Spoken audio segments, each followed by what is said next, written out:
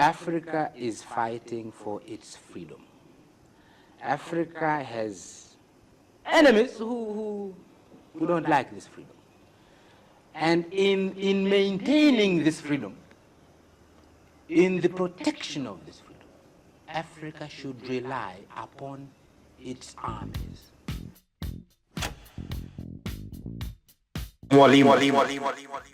Julius Nyerere, a visionary who believed in a united self-reliant Africa. He was born in 1922, Tanganyika.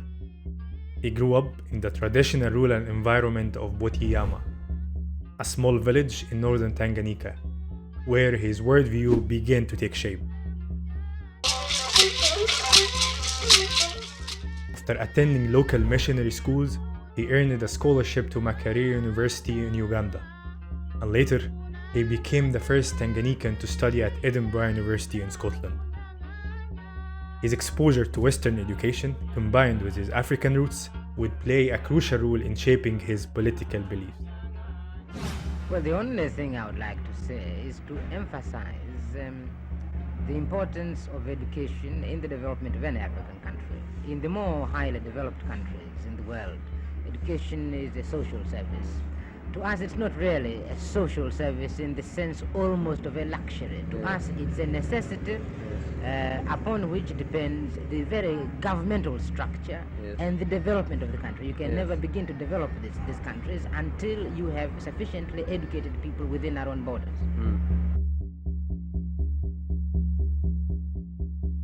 I had already, while I was still teaching, I had already got involved in politics, and the time came when my headmaster offered me a choice, either to teach or to go into politics, and I decided to go into politics.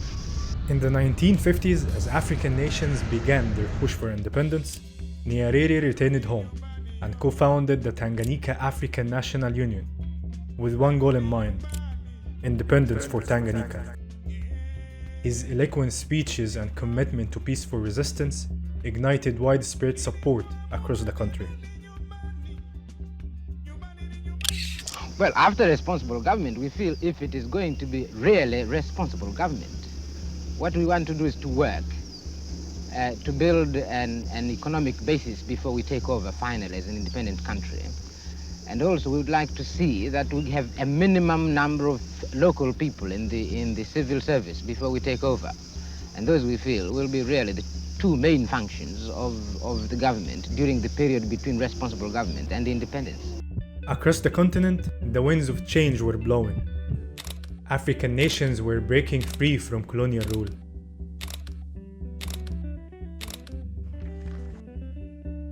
Nyerere became a prominent figure in this movement, emphasizing unity and self-reliance. His political strategy was clear: gain independence through diplomacy and peaceful negotiations. In 1961, his dream was realized. Tanganyika became an independent nation, and Nyerere its first prime minister.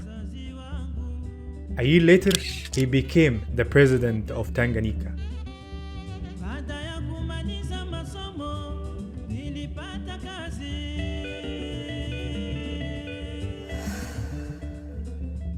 Just off the coast, Zanzibar had undergone a revolution that overthrew the ruling sultan.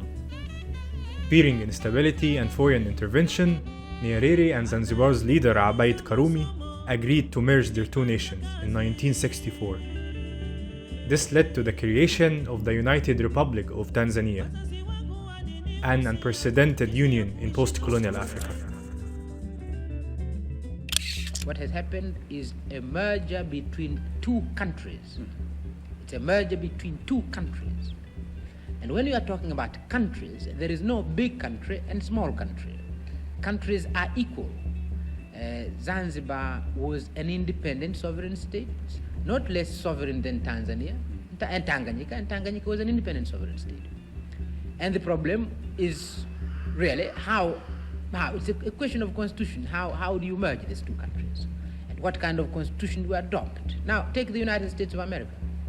Their own constitution provides for two houses. In one house, what is represented there are the states, and they're treated as equal. There's no big one, there's no small one. All of them are represented in the Senate by an equal number of people. Then you have the House of Representatives, where then you base it on population. We don't have two systems, but obviously, just as in the United States, you must take into consideration that the mergers are states, and states must be equal. Even in our own case, although we rejected a two-house system, you can't forget that in their stateness, Tanganyika and Zanzibar are equal. Anything you call development is a result of people working together. People can work together in two ways. They can work together for another. In slavery, they work together for another. In capitalism, they work together for another. Both of these methods do produce something you can call development. But they can also work together for themselves. And we are saying, in our case, we are not going to court the idea, the thing, development, by working together for another. We are going to work together for ourselves. In 1967, Nyerere took a bold step to shape Tanzania's future with the Arusha Declaration. It outlined the vision of Ojama. The declaration called for the nationalization of key industries, the creation of communal forms, and the rejection of foreign dependence. He believed that only through collective effort could Tanzania prosper. But despite his idealism, the policy faced significant challenges, and the dream of Ojama villages never fully materialized. I'm saying we did not have to nationalize everything. We did not have, it's one thing to nationalize land, which is the truth in Tanzania. Land in Tanzania is public. It's a very different thing to nationalize farms. And we went to things like nationalizing little things like farms. That was a mistake. Nationalizing land is one thing, so that land is public, and if a person wants land, the government is not going to be able to say, we can't give you land because the land is not public. And so that is fine. But I'm saying when it comes to things like nationalizing farms, we should have said, no, we don't have the management, and in any case, it is unnecessary. Julius Nyerere stepped down from the presidency in 1985, but his impact on Tanzania and Africa as a whole endures.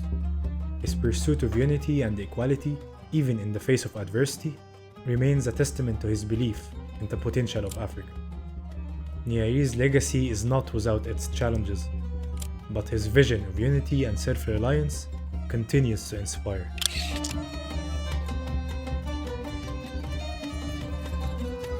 My warning to our people is directed at both ends.